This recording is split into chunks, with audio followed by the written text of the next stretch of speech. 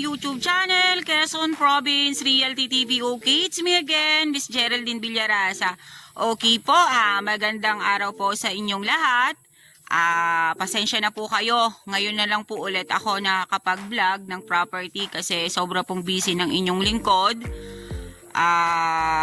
Mamaya pong gabi ako'y mag-a-upload na. Sa mga buyers po na nag-aantay ng upload ko, mamaya po i-upload na ito ng aking anak sa aking YouTube channel. Okay po, andito naman po ako ngayon sa bayan po ng GRS Camarines Sur. Yes po, Camarines Sur again. Malayo-layo na po ang nahayo ng inyong lingkod. Mula po Tagkawayan, isang bayan, Dilgaliego, then sunod po ito. GRS Ragay na po itong ating property. Mula po doon sa National Highway hanggang dito po sa Tayukong ito, may layo po siya na nasa 3 kilometers. Kita naman po ninyo kanina sa video na ang kalsada po dito ay cemented road.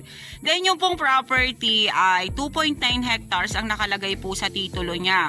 Pero, ikakat po doon yung kalahating ektarya. Kaya ang ibinibenta po nila seller ay 2.4 hectares. Then, ito po ay along Barangay Road. Pero po yung Barangay Road ay hindi pa po siya cemented. Pero meron na po siyang cut talaga na pangkalsada.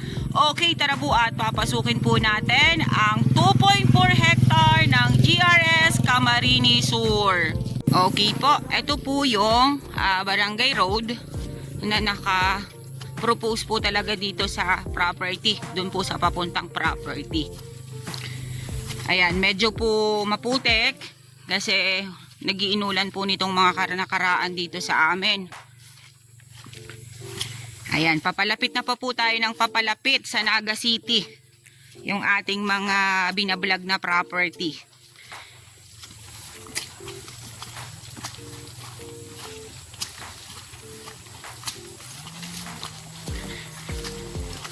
Dalawang oras na lang tunagan na, no? O isa't kalahati?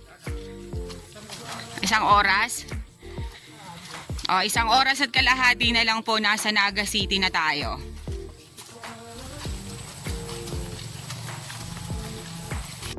Okay guys, nandito na po ako sa property. Ang layo niya po doon sa cemented road ay nasa 100 meters po yung layo niya. Ano po? Then yung pong natututukan niya ng aking camera, yan po yung Barangay Road na nakapropose papunta po dito sa area. Okay po, tara po at iikutin natin ang 2.4 ng GRS Camarines Sur. Okay, dito parang po sa bungad, medyo po madumi or marami po siyang mga kahoy-kahoy gubat. Papasok po tayo dun sa loob kahit medyo maputik at kailangan ko na po talagang mag-upload. Ayan, kita naman po natin ang putik, oh. Ayan, may mga nyug po dito pakonting-konti. Pero kahit po siya yan ay madumi or marami po siyang mga kahoy-kahoy gubat, kita po ang property na pantayan po itong side na to. Ayan. Flat po yung area dito sa bungad. Titingnan ko po dun sa may bandang likod kasi meron pong property talaga na flat sa bungad. Sa likod po ay pabundok. Pero meron naman pong bundok sa bungad, flat po sa likod. Pero ito pong property na to, ayan, flat na flat po talaga siya. Meron na po ako nakita ditong fruit bearings, ayan, santol. Then mga kahoy gubat, then pangilan-ngilan po ditong nyog. Okay. Flat din dito sa likod. Ayan po siya, oh, flat na flat, oh. 100%. Feeling ko may source of water dito. Napakalamig po nung area. Doon pa lang po kanina sa pagbaybay namin ng kalsada ng Barangay Road, yung dumadampi pong hangin sa amin ay talagang malamig. Ayan, yan pong side na yan, ayan, may pili po siya. Sa bagay dito po sa Camarines Sur ay talagang dito na po ang mga pili. Okay, ito po ay Batino sa side na to. Then ayan, pili. Okay po, ayan, mga Batino po dito sa side na to at mga pangilan-ngilan pa rin pong nyog. Yun po pang dito sa likod na to ay flat na flat pa rin po siya. Ayan, may pangilan-ngilan po diyang dalandan sa side na yan. Then pupuntahan po namin yung sapa dito sa loob ng property. Yun po ang source ng water niya, sapa. Dito hindi naiigahan yung sapa.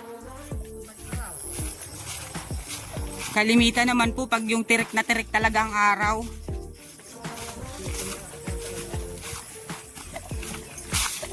Ayan. Flat na flat again. Then ayan, may mga dalandan po dito sa bandang ito. Ayan, flat pa rin po dito sa side na yan. Parang palayan to titong gilid na to. Wala. Hindi na pantay lang yan. Okay. Puntahan po natin. Ano po?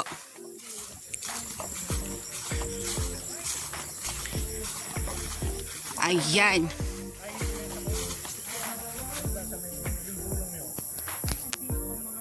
Ito po yung, ayan pong mga kawayan na yan dito sa kupuyan. Ano po? Okay. Yung bulo ba, yun yung ano, maliliit na kawayan? Okay po, yung pong bulo na yon sa side na yon, yung pong maliliit na kawayan na yan, hanggang dyan lang po yung boundaries nung 2.4 hectares. Then ayan, makikita naman po natin talagang flat na flat po yung property. Okay, tara pa po doon sa bandang likod. Ito po yung dito sa harap. Sa may malapit po sa Barangay Road. Okay po, ito naman po yung kabilang pisngi ng property. Ayan, napakarami po diyang jog dyan sa side na yan. Ayan, napaka dami po niyang bunga. Ayan.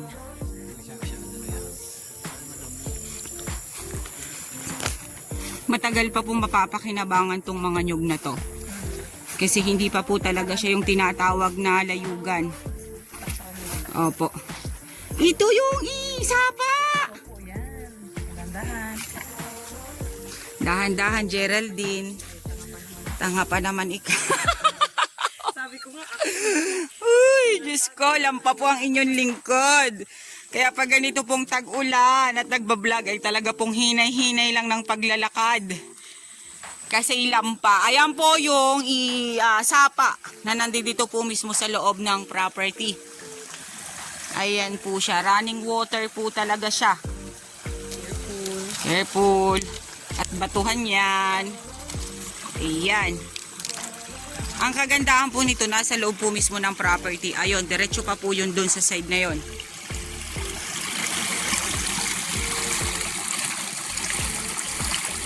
Okay, ito pa po yung sa may bandang palikod. Ayan, meron po ditong langka. Then, ito na po ang nyugan.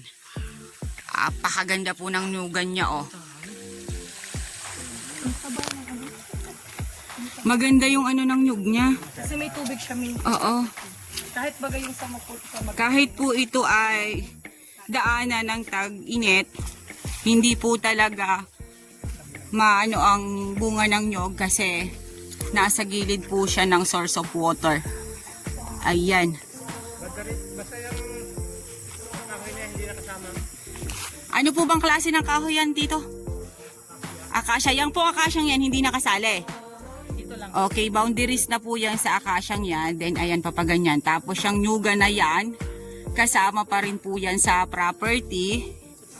Then ito pong side na yan, ayan, may mangga po dyan. Kasama pa rin po yan. Tingnan nyo po ang mga nyug niya, oh.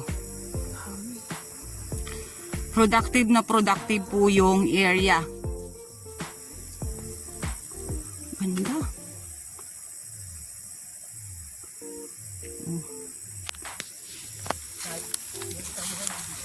Opo. Flat na flat pa rin po dito sa likod. Wala po talaga akong nakitang bumundok dito. Pero sabi po ni seller, doon daw po sa may kabilang dito, dito, medyo umumbok lang ng konti. Pero hindi po siya katulad ng ibang mga property na talagang bulubundukin. First time ko po itong mag-vlog dito sa GRS Camarines Sur. Masasabi ko pong wow, napakaganda po ng property. Doon pa lang po sa bungad, mula po doon sa National Highway. Talagang napakaganda po ng area, mga flatland po talaga. Ayan po, ito pong side na to, ito Batino again. Then ayan, mga nyug pa rin. Ito pong side na to, ito po yung sinabi ni tatay na medyo po nag-slant dito. Yan pong side na yan, pero napakababa lang naman po niya. Hindi nga po ako hihingalin pag lumakad dyan eh. Ayan.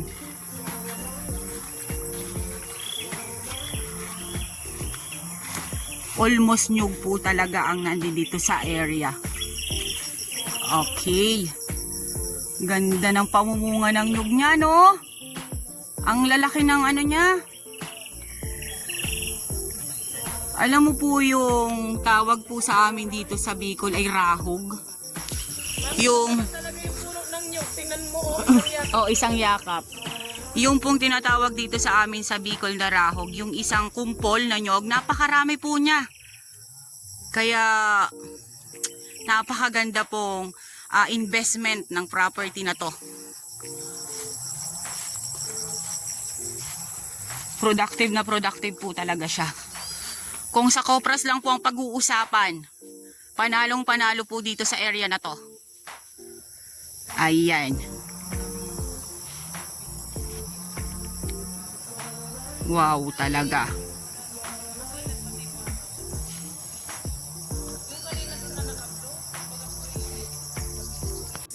Okay guys, sabihin nyo na po ang property namin. Dito po ito sa GRS Ragay, Camarines Sur.